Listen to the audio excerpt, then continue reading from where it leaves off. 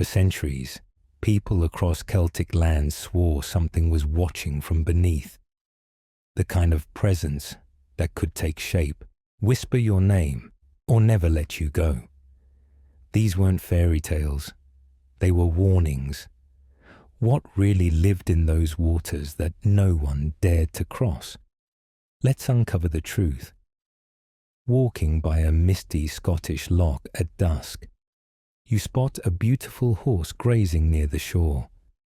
Climbing on its back would be the last mistake of your life. Understanding these shapeshifters reveals how cultures explained the real dangers lurking in water and why respect for nature kept people alive.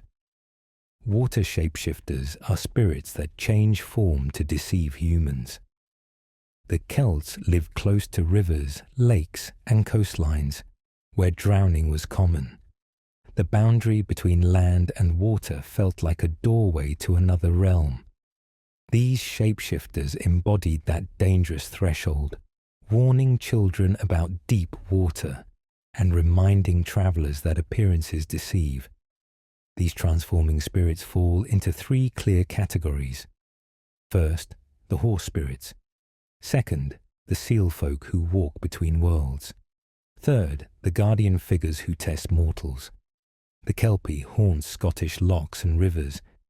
It appears as a stunning black or white horse with a shimmering coat. Its mane drips with water or tangles with weeds. Once you touch it, your hand sticks to its hide. The Kelpie then plunges into the water, dragging you down. The warning was direct for Scottish children. Don't trust strange animals near water. However, an even deadlier cousin exists. The each whisker, pronounced roughly as Ec Ushkia, roams coastal areas and saltwater inlets. While Kelpies inhabit fresh water, the each whisker claims the sea. This creature doesn't just drown victims. It devours them entirely, leaving only the liver behind. Finding a lone liver on the shore signaled an each whisker attack. These cautionary tales stemmed from real tragedy. People drowned constantly in coastal waters, and these stories help communities process grief while teaching survival. Now consider the Selkies. These seal people differ from the horse spirits. Selkies live as seals in the ocean, but can shed their skins to become human on land. They dance on beaches and can fall in love with humans. Yet if someone steals and hides a Selkie sealskin, that Selkie becomes trapped on land, unable to return to the sea. Many stories tell of men who steal Selkie women's skins, forcing them into marriage. The Selkie wife remains dutiful for years, often bearing children, but she's always searching. When she finds her hidden skin, she immediately returns to the ocean, leaving her human family behind. This speaks to longing and what happens when you try to cage something wild. Moving to the guardian figures, Manannan MacLear stands as one of the greatest sea gods in Irish mythology. His name means son of the sea, and he rules the ocean with wisdom. He tests people by disguising himself as an old fisherman or wandering traveller. He observes how sailors treat strangers and whether they show respect or arrogance. Those who honour the ocean receive safe passage or magical gifts. Those who disrespect it face mists that trap them or waves that swallow their boats. His shape-shifting teaches that humility matters. The Lady of Lough guards a threshold to the other world beneath her lake. She appears as a beautiful woman, an old hag, or a shimmering figure depending on who's looking and why. Approaching her lake with greed brings curses. Approaching with a pure heart seeking wisdom might grant visions. This reflects the Celtic belief that the other world exists just beneath the surface, one step past the ordinary. Think about how these elements connect. A young traveller ignores warnings and mounts a beautiful horse near a loch. The Kelpie drags him under. His family mourns but also learns, teaching their children the story. Those children grow up cautious near water, respecting the boundary between land and liquid. That respect spreads through the community, shaping how they fish, build, and graze livestock. One story ripples outward, protecting generations. These water shapeshifters encoded survival knowledge into memorable stories. Don't trust what looks too good to be true. Don't assume you can control nature. Don't take what doesn't belong to you. Always respect water because it gives life but can take it just as quickly. When you hear about a Kelpie or Selkie, remember their lessons from people who lived by the water's edge, who knew its beauty and brutality. Next, we'll meet the malevolent spirits that hunt with pure appetite. While shapeshifters use deception, some creatures simply hunt. Understanding these malevolent water spirits means facing the raw terror that ancient communities felt when they lost people to unexplained violence near water. These stories kept people alert and honored those who vanished. The drowners and flesh-eaters actively hunt humans and animals without tricks or games. They're predators representing the most dangerous aspects of water: sudden undertows, hidden currents, diseases spreading through contaminated sources. The Celts gave tragedy a face and teeth that matched the horror they witnessed. These hunters divide into three types. First, the disease bringers. Second, the hybrid beasts guarding forbidden waters. Third, the pure flesh-eaters leaving nothing behind. The Nokkalavi from Orkney is perhaps the most disturbing creature in Celtic folklore. It has no skin whatsoever. Every vein, muscle fibre and sinew shows clearly. Its body combines horse and humanoid demon, with the rider fused to the horse's back. Its enormous head gapes wide, and its breath spreads disease. Crops wither where it passes. Livestock fall ill. Entire villages could suffer plague after a Nokkalavi sighting. What made it especially terrifying was its hatred of fresh water. Rain and running streams kept it at bay. After summer droughts dried up water sources, the Nokkalavi might come ashore, rampaging across land and spreading blight until rains returned to drive it back. This creature explained real ecological disasters, giving people a target for fear during droughts and epidemics, while reinforcing the importance of fresh water. Next come the hybrid hunters. The Dobhar Chu, pronounced roughly Dowahu, combines otter and dog features. Imagine an otter the size of a large hound with vicious temperament. It inhabits Irish lakes and rivers, attacking swimmers without provocation. One famous tale tells of a Dobhar Chu killing a woman washing clothes by a lake. Her husband hunted it in a bloody chase that ended with the creature's death. The story survives because someone carved its image on the woman's gravestone, still visible today. Real people died near water, and the Dobhar Chu became shorthand for violent, inexplicable deaths. The Ich Wizge returns here, fitting the flesh-eater category perfectly. This seahorse doesn't just drown victims but devours them. The detail about leaving only the liver is crucial. Finding a liver on the beach meant an Ich Wizge had fed recently, signaling extreme danger. There's no negotiation or character test. It's pure appetite. Even the Kelpie has darker variants in certain regions. In some Scottish Highlands tales, Kelpies tear apart livestock, rip through boats, and feast on anything entering their territory. These versions are aggressive beyond the classic Kelpie's trickery. Regional spirits like the waterhounds of Connemara add another layer. These massive, shaggy beasts with glowing eyes guarded forbidden lakes in Western Ireland. If you approach those sacred or cursed waters without permission or proper respect, the waterhounds attacked. They'd chase victims across bogs, howling through mist, then drag them underwater to drown. These weren't random attacks, but punishments. The waterhounds protected boundaries and enforced taboos. Consider the ripple effect. A farmer loses sheep near a loch and blames a Kelpie. The community keeps animals away from that shore. Children receive warnings. Travellers learn the danger.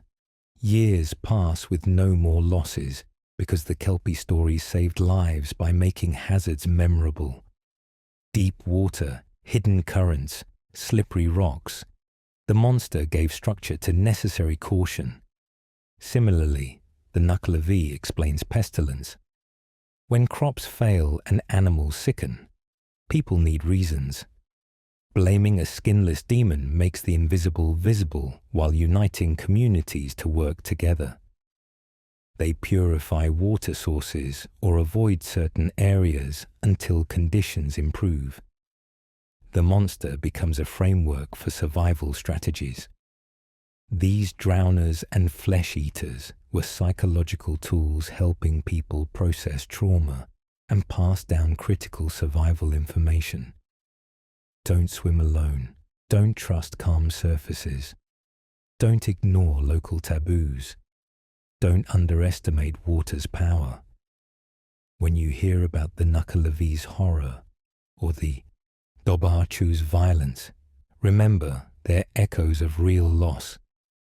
They're how communities made sense of tragedy and protected future generations from repeating fatal mistakes.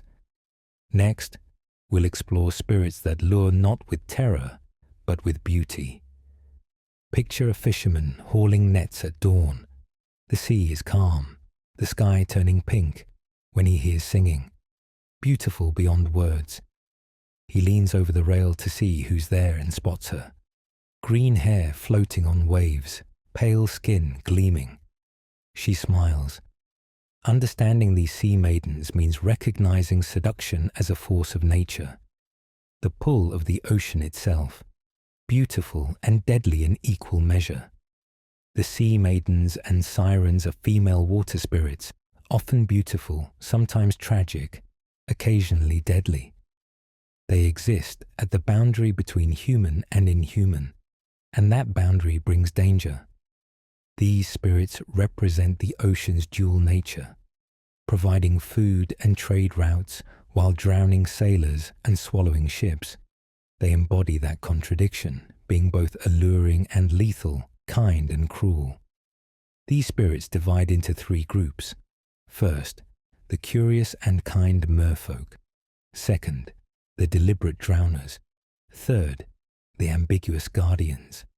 The Merrows from Ireland differ from popularized mermaid images. Merrow women have green hair like seaweed and pale, luminous skin. They wear red caps made of feathers. These caps are magical, letting Merrows breathe underwater and travel through depths. Without their caps, they're stuck on land, similar to the Selkies' skin. Merrows are generally curious about humans. Tales tell of Merrows coming ashore to watch fishermen or listen to music from coastal villages. Some even married human men. The Merrow wife might live contentedly on land for years, bearing children who were normal except for webbed fingers or toes. Eventually, most Merrows heard the ocean's call too strongly. They'd find their hidden red cap and vanish into the waves. This teaches that you can't keep what belongs elsewhere no matter how much you love it. Male Merrows existed too, though far less attractive. Descriptions paint them as ugly, with green teeth, pig-like eyes, and long, wild hair. They didn't seduce humans, mostly keeping to themselves in underwater kingdoms. The gender divide in Merrow tales reflects how Celts viewed beauty and danger. Female beauty was mysterious and potentially dangerous, while male ugliness was simply otherness. Contrast this with the Morgans from Brittany. These deadly sea maidens appear beautiful, with pale skin and flowing hair, singing enchanting songs from rocks or beneath waves. Their purpose is killing. A sailor hears their voice, steers toward it, and his boat crashes on hidden rocks, or he dives in and drowns. Morgans don't marry humans or have children. They kill, some versions claiming they eat human flesh, others saying they feed on fear. The warning embedded in Morgan tales is clear. Don't follow beautiful voices into dangerous waters. Don't let desire override. Caution. Moving to the ambiguous figures, Teggy inhabits Llyn Tegid, also called Lake Bala, in Wales. Some describe her as a lake maiden, others as a serpent or dragon-like creature. Sightings vary. Some see a woman with long dark hair combing it by moonlight. Others report a massive shape moving beneath the surface. Teggy isn't clearly good or evil, but rather a guardian. Tales say she blessed fishermen who treated the lake with respect, ensuring full nets. Other stories warn she'd overturn boats if angered or if someone polluted the water. Teggy represents the lake itself, moody and unpredictable. The sea maidens of the Hebrides, those rugged islands off Scotland's west coast, play a similar protective role. These local merfolk inhabit specific bays and inlets. Fishermen knew their names and left offerings, a bit of catch tossed overboard, a whispered prayer before launching boats. In return, the sea maidens supposedly calmed storms, guided boats through fog, or warned of coming danger. This personal relationship with water spirits shows how integrated folklore was with daily survival. River maidens of Wales add another dimension.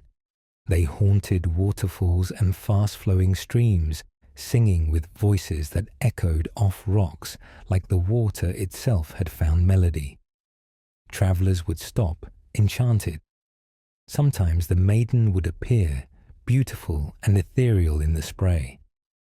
But reaching for her or speaking too loudly made her vanish. These maidens weren't dangerous unless frightened or threatened. The lesson was gentleness. Appreciate beauty without trying to possess it. Think about how these sea maidens shape behavior. A young man growing up with Merrow stories understands they're curious but belong to the sea. If he meets one, he knows she'll eventually leave. That understanding tempers expectations and teaches that love doesn't always mean permanence. A fishing community believing in local sea maidens perform small rituals before voyages. These rituals create routine, making fishermen check gear, assess weather, and mentally prepare. The maidens don't cause success, but believing in them creates habits that do. The Morgans teach the harshest lesson. Not every beauty is benign. The ocean seduces, but also kills. Stay alert, stay grounded, and don't let enchantment cloud judgment. These sea maidens reflect humanity's complicated relationship with water. We need it, we're drawn to it, we romanticize it, but it doesn't care about us and will drown us without hesitation if we're careless. The maidens make that truth bearable by giving it a face and story that sticks across centuries. Next, we'll explore the divine feminine of water, the goddesses who created rivers themselves. For the Celts, the divine lived in the landscape. Rivers weren't just water flowing downhill, but goddesses themselves. Springs weren't accidents of geology, but sacred gifts. Understanding these river goddesses reveals that every stream had a story, every source had a spirit, and respecting water was literally worshipping the divine. River goddesses are deities tied to specific waters. They're powerful beings whose names became the names of the rivers themselves. These goddesses controlled fertility, wisdom, abundance, and sometimes destruction. They were worshipped with offerings, prayers, and pilgrimage. Their stories often involve transformation, sacrifice, or the pursuit of forbidden knowledge. These deities fall into three clear themes. First, the creators who brought rivers into being. Second, the wisdom seekers who paid the ultimate price. Third, the mother figures whose power sourced entire cultures. Boann, the Irish goddess of the River Boyne, created Ireland's most important river. According to legend, there was once a sacred well called the Well of Selkies, surrounded by hazel trees whose nuts contained all the world's knowledge. 9 sacred salmon lived in the well, eating the nuts and gaining wisdom. The well was forbidden to everyone except the god who owned it. But Boann was curious. She was a goddess of fertility and abundance who wanted that knowledge. When she approached the well, water exploded outward, chasing her across the land. She ran, and the water followed, carving a channel through the earth until it overtook her and she drowned. Her body dissolved into the flood. Where the water settled, the River Boyne was born. Boann became the river. This story speaks to cost. Knowledge demands sacrifice. Boann didn't die in vain, but became something greater, a life-giving river nourishing an entire region. The tale warns against recklessness, while showing transformation can lead to something greater than individual survival. Cynan, the goddess of the River Shannon, Ireland's longest river, has a nearly identical story. She also sought the Well of Selkies. She also approached despite prohibition. She also drowned when the well's waters erupted. The Shannon River is her legacy, her name living in every map and crossing. The repetition of this pattern tells us the Celts valued wisdom intensely, understood it was dangerous, and believed transformation through death could lead to greatness. Danu differs significantly. She's not tied to a specific Irish river in surviving myths, though her name links to the Danube River across Europe. Danu is a mother goddess, source of the Tuatha De Danann, the divine race in Irish mythology. Her name means something like flowing one or abundance. Where Boann and Cynan are specific and mortal turned divine, Danu is primordial. She represents water as life source, the concept that all rivers flow from a divine mother. Offerings to Danu weren't just requests for rain or harvests, but acknowledgements of existence's fundamental generosity. For agricultural communities, believing water had a divine mother meant treating every stream as sacred. Sabrina is the spirit of the River Severn, running along the England-Wales border. Her story carries sorrow. Some versions say she was a princess who drowned, either accidentally or as sacrifice. Others claim she transformed into the river escaping tragedy. Either way, Sabrina represents the river's dual nature. The Severn can be gentle and navigable, but also floods catastrophically. It has the second highest tidal range in the world. Sabrina embodies that unpredictability, both nurturer and destroyer. The Dee spirit is fascinating because Dee itself likely comes from a word meaning goddess. The River Dee runs along the Scotland-Wales border. Calling it the Dee is like calling it the Goddess River, revealing how the Celts saw their landscape. Rivers weren't named after nearby towns or random features, but after the spirits who were the rivers. The Dee spirit was worshipped with offerings thrown into water. People asked for safe crossings, good fishing, and protection during floods. Consider how these goddesses shaped Celtic life. If Boann is the Boyne, then polluting the Boyne desecrates a goddess. Damming, redirecting, or poisoning it becomes a religious offense. That belief system protected water sources more effectively than laws. People didn't pollute because they feared divine retribution. River sources were sacred sites where people traveled to honor goddesses. They left coins, jewelry, weapons, and other offerings. Archaeologists have found thousands in Celtic river sites across Europe. These weren't just rituals but contracts. I give you this, you give me safe passage, healthy children, good harvests. When rivers flooded or dried up, people asked what they'd done to anger the goddess. They reflected on community behavior. Had they polluted water, broken taboos, disrespected sacred sites? This introspection could lead to real changes, cleaning up waste, repairing damage, restoring balance. These river goddesses were practical spirituality, tying the divine directly to landscape. Boann, Cyanan, Danu, Sabrina, and Dee were forces that interacted daily. You drank them, bathed in them, depended on them. You honored them because your life literally flowed from them. Next, we'll meet their male counterparts who ruled storms and controlled sailors' fates. Standing on a cliff above the Atlantic during a winter storm reveals why the Celts believed gods ruled the ocean. Waves taller than houses crash against rocks. Wind howls. The sea turns black and frothing. Understanding these sea lords means confronting the terror and majesty of the ocean, the force that gave life to coastal communities but could erase them in a single night.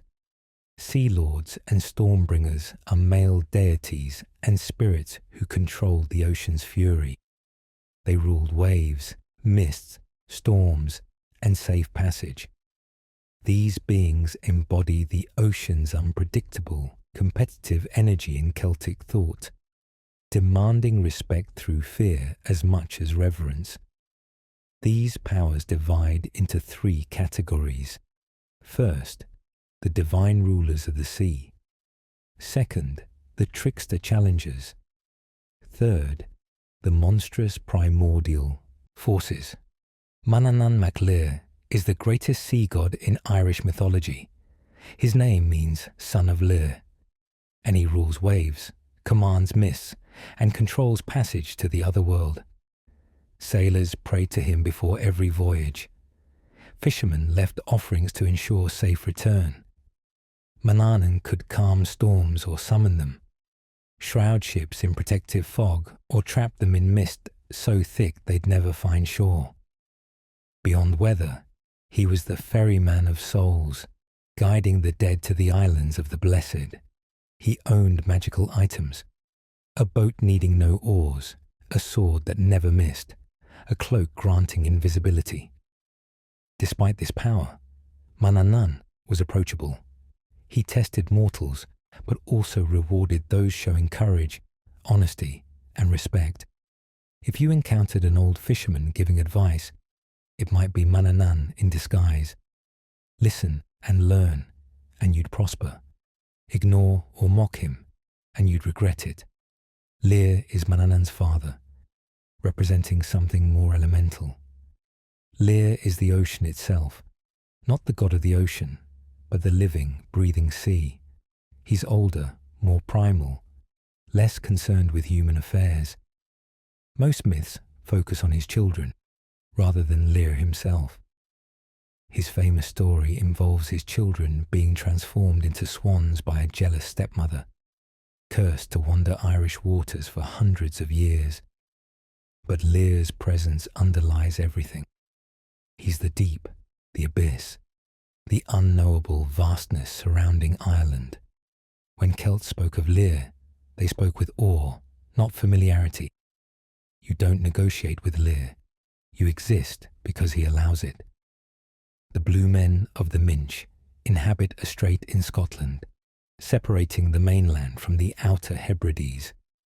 These spirits are human-shaped with blue-grey skin like deep water. They live in underwater caves and only surface during storms. What makes them unique? They challenge sailors to rhyming duels.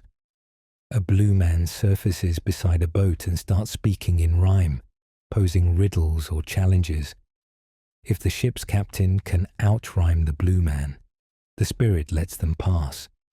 If the captain fails, the blue men capsize the boat and drown everyone. Sailing the Minch required skill, experience, and quick thinking. The rhyming contest tests mental sharpness.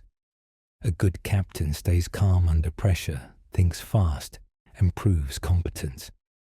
The blue men weed out the unprepared. The storm hags of the Isle of Man are ancient spirits controlling sea weather around the island in the Irish Sea. These withered figures delight in whipping up gales that smash ships against rocks. Some tales say they can be appeased with offerings left on certain beaches. Others claim they're completely capricious, destroying vessels without reason. The storm hags represent ocean weather's randomness. You can do everything right and still get caught in a freak storm. They remind sailors that nature doesn't owe safety. The Fomorians are monstrous sea demons from Ireland's oldest myths, primordial beings existing before the gods themselves. They're described as grotesque, often with mismatched bodies, extra limbs, single eyes, or other deformities. They represent chaos and destruction. The Fomorians lived beneath the sea and periodically invaded land, waging war against gods and early humans. They demanded tribute, destroyed crops, and enslaved people. The gods had to fight epic battles to drive them back into the depths. The Fomorians embody hostile, incomprehensible forces of nature. Tsunamis, sea quakes, massive storms without warning. Think about how these sea lords functioned in daily life. A fisherman, knowing Manannan's name, pours morning ale into the water before launching. That ritual centers him, makes him mindful, acknowledges risk. That acknowledgement might make him check nets one more time, watch the sky more carefully, and turn back if conditions worsen. The blue men symbolize all challenges. Preparing for them means keeping your wits sharp, ready to handle unexpected problems. The Fomorians teach that chaos exists but can be fought. You're not helpless. You prepare, work together, and face threats. Whether those are actual demons, storms, or invading armies, the principle holds. These sea lords and stormbringers made the ocean a living presence filled with power, intelligence, and will. Respecting them meant respecting the sea itself, which meant surviving. Next, we'll turn from the wild ocean to inland waters, meeting guardians of lakes and springs. Hiking through the Scottish Highlands, you stumble upon a small, clear spring bubbling from rocks. A pile of carefully stacked stones sits nearby. Coins glint at the bottom. Ribbons hang from branches overhead. This isn't just water. Someone watches over this spring. Understanding lake and spring guardians means recognizing that not all water flows to the sea. Some stays still, collects, and becomes a threshold to other realms. The guardians of lakes and springs protect specific, enclosed bodies of water. They're rooted to place, controlling access and judging visitors. These spirits represent water as a finite resource, requiring protection, and water's role as a boundary between mundane and sacred. Springs especially were seen as openings to the other world, places where the earth offered gifts if approached correctly. These guardians divide into three roles. First, the ancient goddesses controlling weather and wild forces. Second, the keepers of healing and wisdom. Third, the small, fierce protectors of purity. The Cailleach is one of Celtic mythology's oldest and most powerful figures. Her name means old woman, but that doesn't diminish her power. She's a goddess of winter, storms, and mountains. In Scotland, she's associated with the Corryvreckan whirlpool, one of the world's most dangerous water stretches. Legend says the Cailleach washes her plaid in the whirlpool. When she does, water churns white with foam and winter storms rage across the land. The Cailleach isn't evil, but elemental. She's the harsh side of nature, the cold that kills, the flood that destroys. Yet she's necessary. Winter allows land to rest. Floods replenish soil. Offerings to the Cailleach were left at springs and wells, hoping to mitigate her wrath, asking her to temper winter and let people survive until spring. The Lady of the Lake from Arthurian legend has Celtic roots.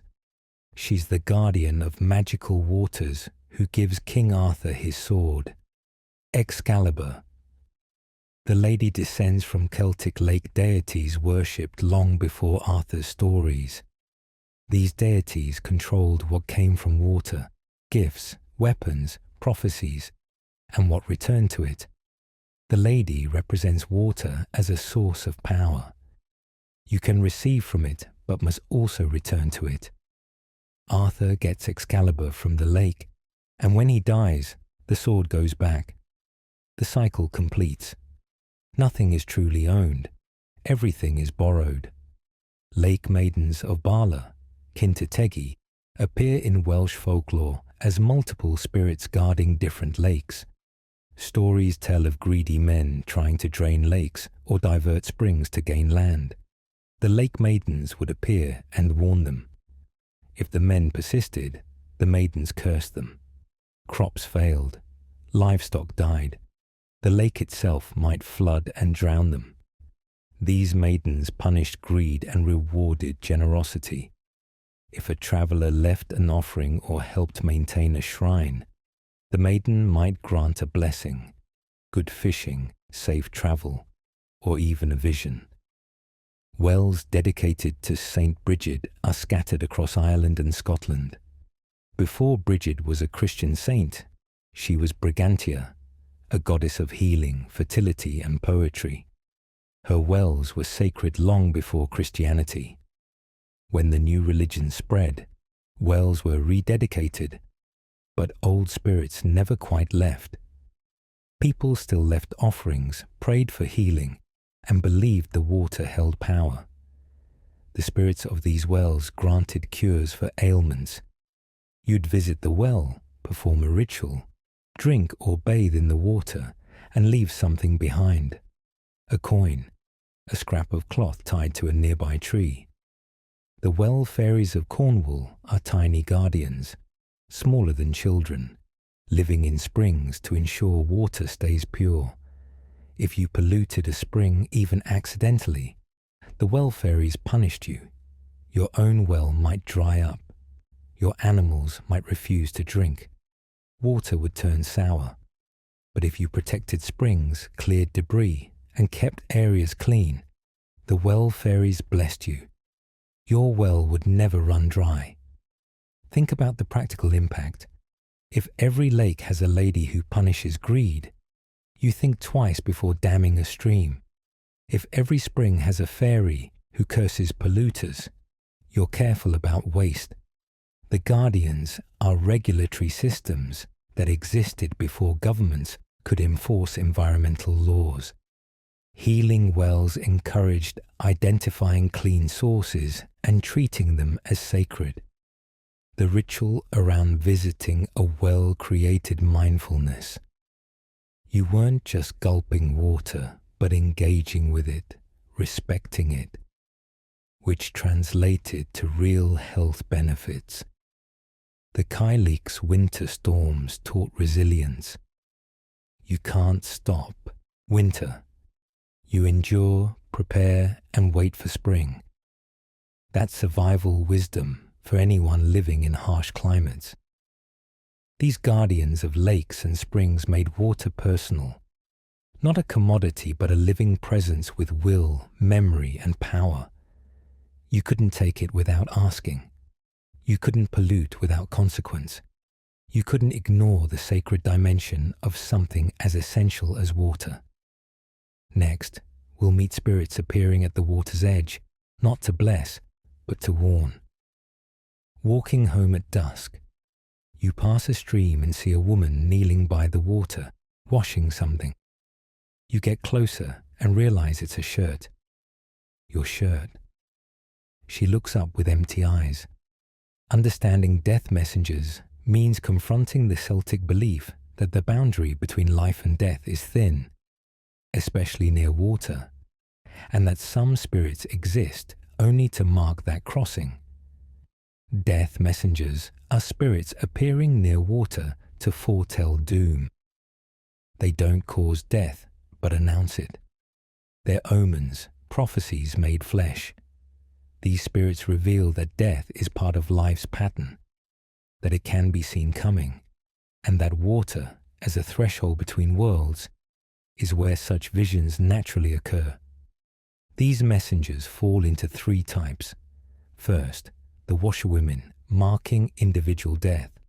Second, the wailers crying for entire families or communities.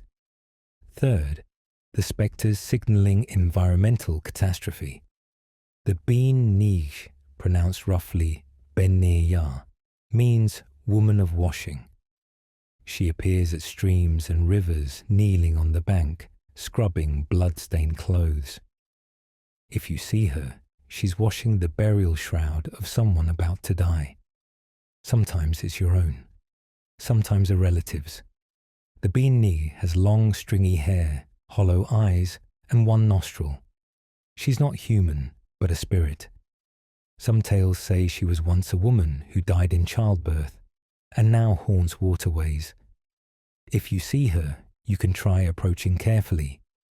If you touch her before she notices, she must answer one question. You can ask whose death she foretells. She'll tell you. But then she gets to ask you 3 questions, and you must answer truthfully. Most people flee. Knowing death is coming doesn't stop it. The Bean-Ni teaches that death is inevitable, but gives a chance to prepare.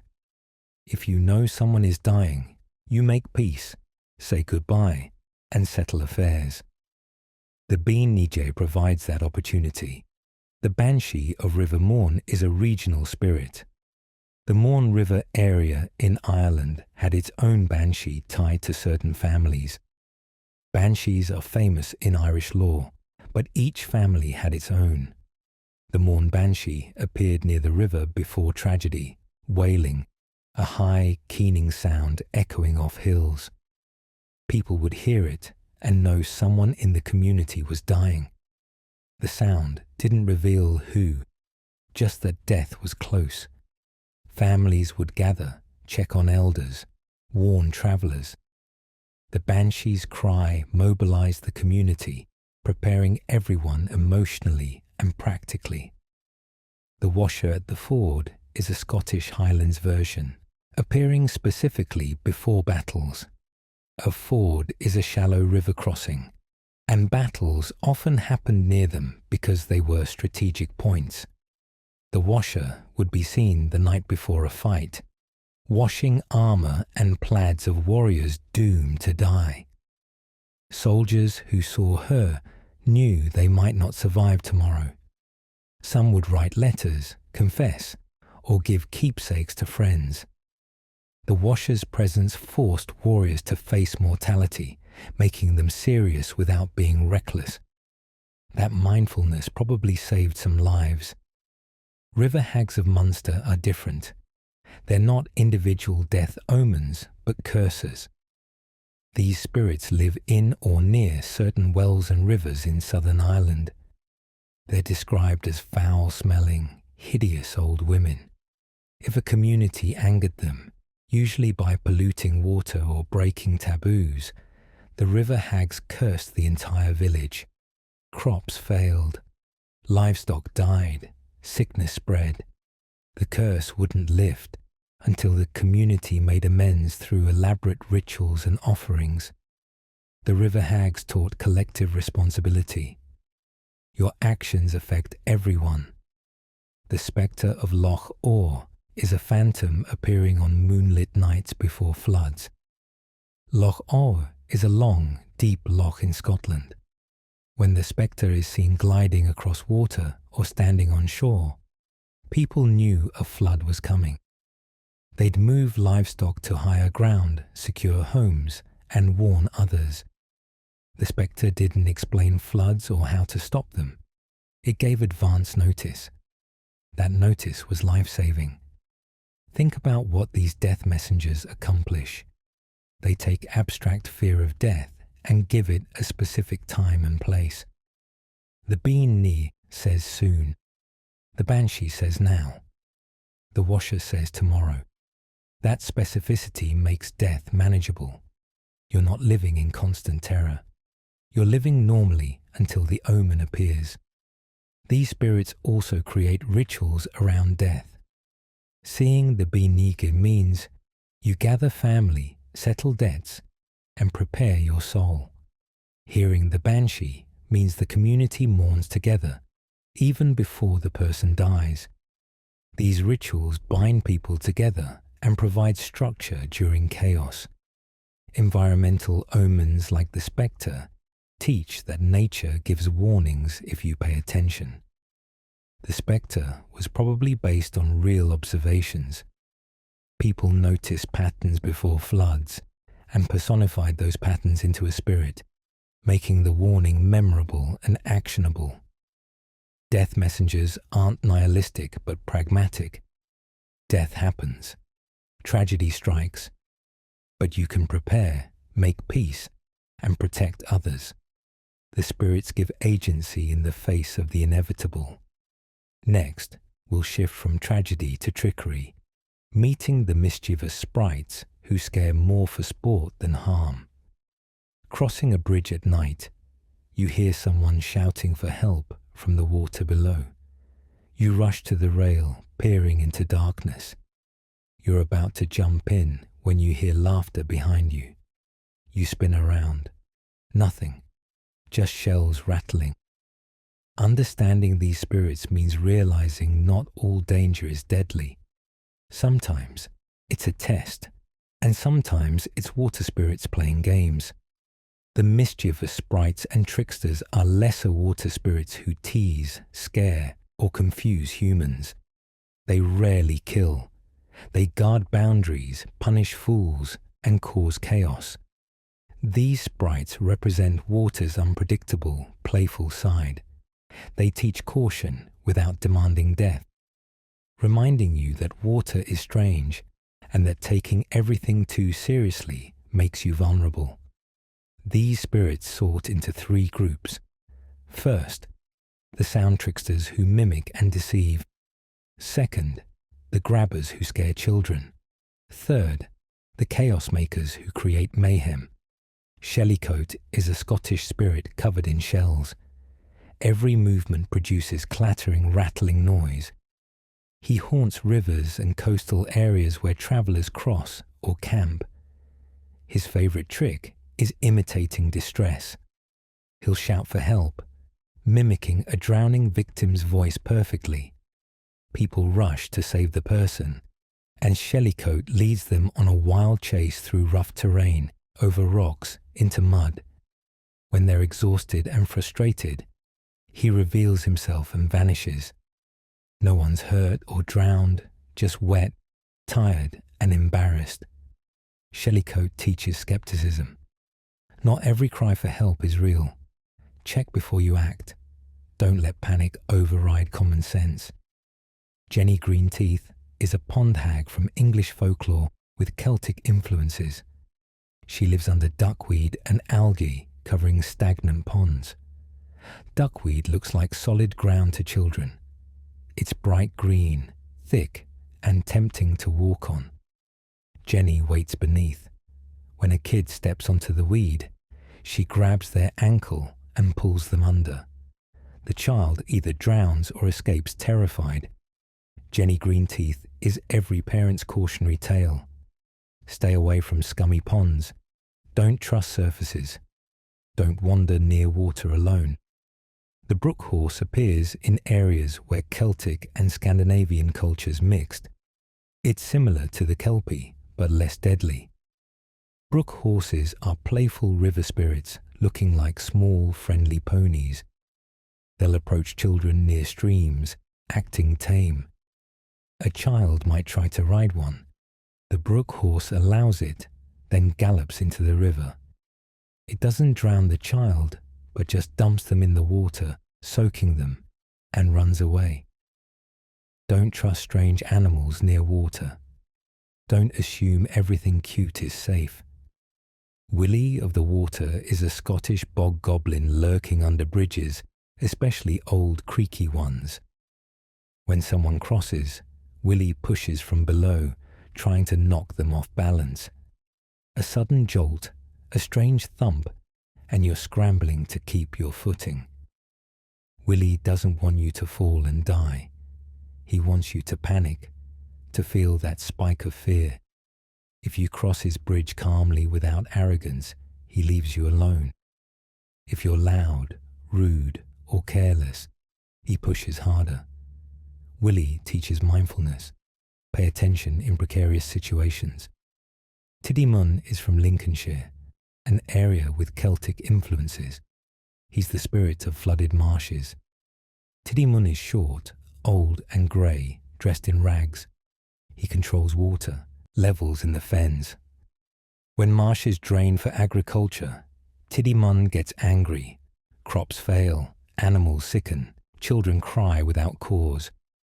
But if you go to the water at twilight and politely ask Tiddymun to be merciful, offering a small gift, he calms down. Tiddymun teaches respect for the land's original state. Draining marshes disrupts ecosystems. The spirit personifies those disruptions and demands acknowledgement. Think about how these tricksters function socially. Shellycoat stories make people cautious. You hear a cry for help, but you pause and assess. That pause could save your life in genuinely dangerous situations. Jenny Greenteeth keeps children away from stagnant water, which is genuinely dangerous. Algae blooms can be toxic. Stagnant ponds breed disease. Willie of the Water makes people careful on bridges. Old stone bridges over rivers can be slippery or unstable. Willie's random shoves represent real risks like moss, loose stones, or rotting wood. Tiddymun is about respecting change and acknowledging loss. When humans alter landscapes, there are consequences. Tiddymun forces communities to remember what was there before and ask for harmony rather than assuming dominance. These tricksters also provide entertainment. Not every water spirit is a grim harbinger of death. These stories would have been told around fires, with people sharing close calls and learning through both fear and laughter. These mischievous sprites are the least dangerous water spirits, but not the least important. They teach everyday caution, respect for nature's quirks, and the value of thinking before acting. They prove that not every spirit wants to kill you. Some just want to make sure you're paying attention. Next, we'll turn to the gentlest spirits offering blessings instead of curses. When you're sick and nothing helps, someone in your village suggests a pilgrimage. Walk to the sacred well, drink its water, leave an offering. You're desperate enough to try. You make the journey, kneel by the spring, and drink. Slowly, you start to heal.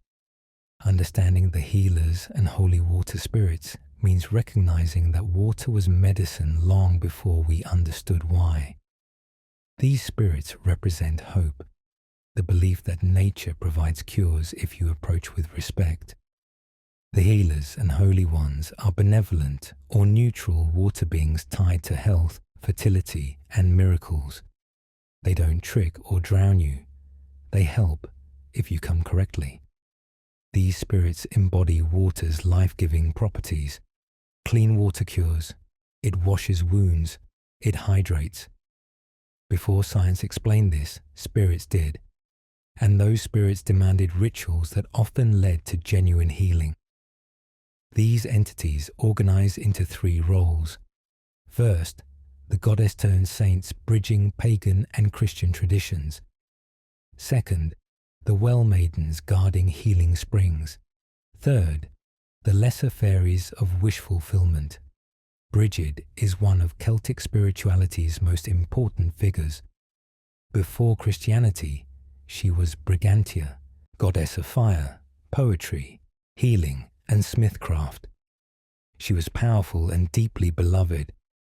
When Christianity spread through Ireland, the church couldn't erase her, so they transformed her. Brigid became St. Brigid, one of Ireland's patron saints. But her associations remained. She's still tied to holy wells with healing reputations. Brigid's wells are scattered across Ireland and Scotland. People visit them to cure ailments, bless pregnancies, and seek protection. The rituals mix pagan and Christian elements. You might walk around the well clockwise 9 times. You might tie a ribbon to a nearby tree. You might leave a coin. Then you drink or bathe in the water. Brigid represents continuity. Beliefs don't die. They adapt. The well maidens of Glastonbury guard the Chalice Well in southwest England. Glastonbury is steeped in legend. King Arthur, the Holy Grail, ancient paganism, and Christian mysticism all tangled together there. The Chalice Well produces iron-rich water that's genuinely red, staining the stone around it. The well maidens are described as shining, ethereal women appearing at dawn or dusk. They protect the well and grant visions to those approaching with pure intent. Drinking from the Chalice Well is said to heal physical and spiritual wounds. Whether the maidens are real or symbolic, the well itself has real properties. Iron-rich water can help with certain deficiencies. The act of pilgrimage, of focusing intention and hope, has psychological benefits. Fairy well spirits are general guardians of healing springs throughout Celtic lands. Almost every village had a sacred well. Each well had its own spirit, sometimes named, often just called the fairy or the guardian. These spirits granted cures in exchange for offerings. The offering might be as simple as a prayer or as specific as a silver pin. People with illnesses would visit, perform the ritual, and wait. Many genuinely recovered because many of these wells provided clean, mineral-rich water. Drinking it regularly helped. Bathing in it cleaned wounds. The ritual ensured people actually used the well, followed hygiene practices, and believed recovery was possible. Belief itself is powerful medicine. Water nymphs of St. Nectan's Glen are Devon legends. St. Nectan's Glen is a mystical waterfall site. The nymphs are seen as shining figures near the falls, sometimes singing. They're neither pagan nor explicitly Christian, just local spirits tied to the place's beauty. People visit for spiritual renewal. The nymphs represent the healing power of nature itself. Standing by a waterfall, feeling the mist, hearing the roar, that's grounding. It reduces stress. It clears your mind. Wishing well spirits are the most widespread. Almost every culture has wishing wells.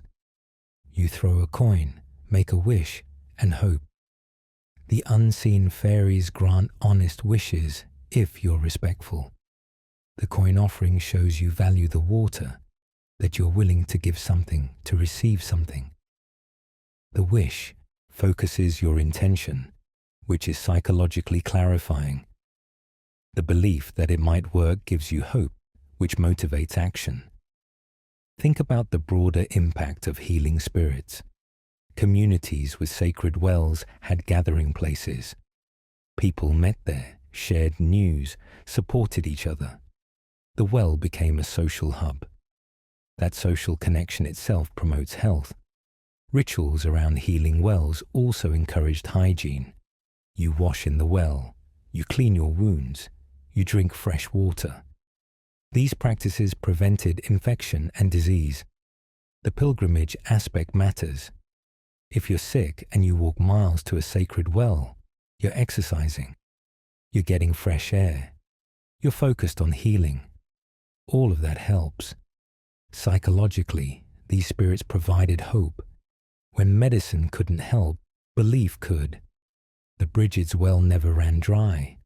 The fairy well spirit always listened. The wishing well fairies granted honest wishes. That hope reduced stress, which boosts immune function. It encouraged rest, which aids recovery. It gave people a sense of control when they felt helpless. The healers and holy ones represent the best of water spirit traditions. They're not monsters or warnings, they're blessings. They remind us that water gives life, that nature heals, and that approaching both with respect, humility, and faith opens doors to genuine well-being. Next, we'll close with the forgotten spirits, whose names barely survived, but whose presence lingers in specific places. Driving through the Scottish Highlands, you pass a sign for Glen Lyon. You notice a small, weathered shrine by a stream. Moss covers it. No one's left an offering in years, but the shrine is still there. Someone built it. Someone remembered. Understanding these forgotten spirits means recognizing that not every legend survives in books. Most exist only in local memory, fading with each generation.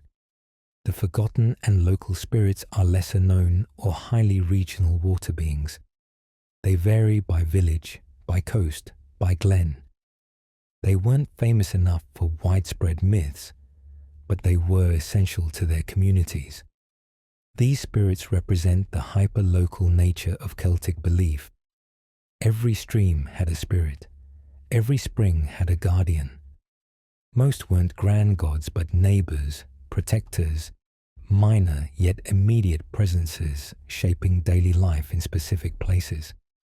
These spirits group into three categories. First, the dark guardians of remote waters. Second, the nameless protectors of sacred springs. Third, the rescue spirits who defy usual rules. The Dobhardú of Donegal is a black river spirit from northwestern Ireland. Donegal is rugged and isolated, full of cold rivers and deep lakes. The Dobhardú resembles a massive black dog, but swims like an otter and lives in water. It's territorial and aggressive. Fishermen and shepherds feared it. If you got too close to its river, it would emerge, snarling and dripping, chasing you off. Some tales say it could drag sheep into the water. Others claim it drowned trespassers. The Dobhardú wasn't famous across Ireland. It was a Donegal concern. But if you lived there, you knew its name. You avoided its river. You respected boundaries. The river guardians of Glen Lyon are nameless entities. Glen Lyon is one of Scotland's longest glens, remote and beautiful. Sacred springs dot the landscape. Ancient stones mark them. But the spirits guarding those springs have no recorded names. We know they existed because of the shrines, the offerings, the local taboos that persist. People still avoid certain springs after dark. They still leave coins sometimes, not knowing why, just following old habits. The guardians represent the majority of water spirits. unnamed, unrecorded, but deeply felt. They kept the springs clean, the water pure. Even as memory fades, some instinct remains. Well, wraiths of Ulster are spirits beneath stone wells. Ulster is the northern province of Ireland. Its wells are ancient, some pre-Celtic, simple holes lined with stone. The wraiths live in the darkness below. They're not beautiful well maidens, but old, shadowy, protective. If you draw water respectfully, they allow it. If you pollute the well, throw trash, or curse while drawing water, the wraiths poison it. The water turns foul and makes people sick.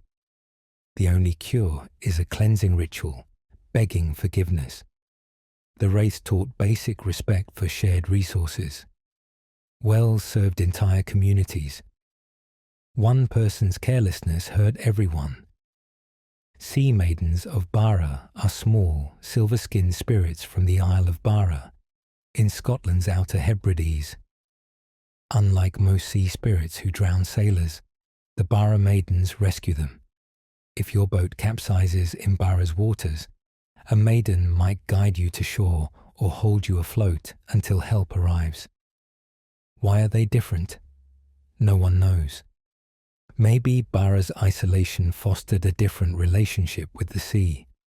The Barra maidens remind us that water can save as well as kill, and that some spirits genuinely help humans by choice. The White Lady of Loch Leven is a ghostly figure from a Scottish loch. She rises from the water when storms approach, gliding across the surface in white robes. Her appearance warns fishermen and villagers to seek shelter. Loch Leven is prone to sudden, violent storms. The White Lady gives advance notice. Sailors would watch for her. If she appeared, they'd immediately head for shore. She wasn't famous or celebrated in epic poems, but to the people of Loch Leven, she was essential. Consider what we lose when these spirits fade. The Dobardu kept rivers protected. Without it, those rivers might be overfished, polluted, or dammed without thought. The guardians of Glen Lyon kept springs sacred. Without them, those springs become just water sources, exploited and depleted. The well wraiths enforced communal care. Without them, shared resources are abused. The Barra maidens fostered hope. Without them, the sea is only terror. The White Lady gave warnings. Without her, storms are only deadly surprises. These local spirits weren't superstition. They were survival systems embedded in culture. They protected resources, enforced social norms, and provided practical benefits. They were personal. Everyone knew their local spirit. It wasn't an abstract god in a far-off temple. It was the spirit of your well, your river, your glen. That intimacy created responsibility. Now many are forgotten. Modernization erased them. Science explained things differently. People moved away. Languages changed. Stories weren't passed down. But traces remain. The shrines, the coins in wells, the hesitation before drinking from certain springs. These forgotten and local spirits are the foundation of Celtic water lore. Without them, the grand gods like Manannan or Brigid wouldn't have context. Without them, the big monsters like Kelpies or Nuckalavee are just scary stories. But with them, we see a complete worldview. Water is alive. Every drop, every stream, every spring has a spirit. Some are famous, most are not. But all matter. When you see an old well shrine or hear about a local water legend that barely anyone remembers, pause. Honor it. Not because you believe in literal spirits necessarily, but because someone once did. Someone built that shrine. Someone told that story to protect their children, their community, their water. Even if the spirit's name is lost, the intention remains. Respect water. Protect it. Acknowledge its power. Understanding all these Celtic water spirits isn't just an exercise in mythology.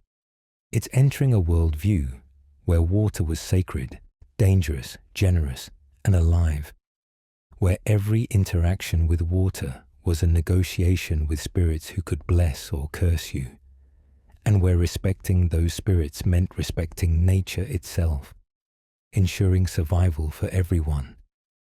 These spirits aren't gone. They're just waiting beneath the surface for us to remember, us to remember, us to remember, us to remember, us to remember, us to remember, us to remember, us to remember.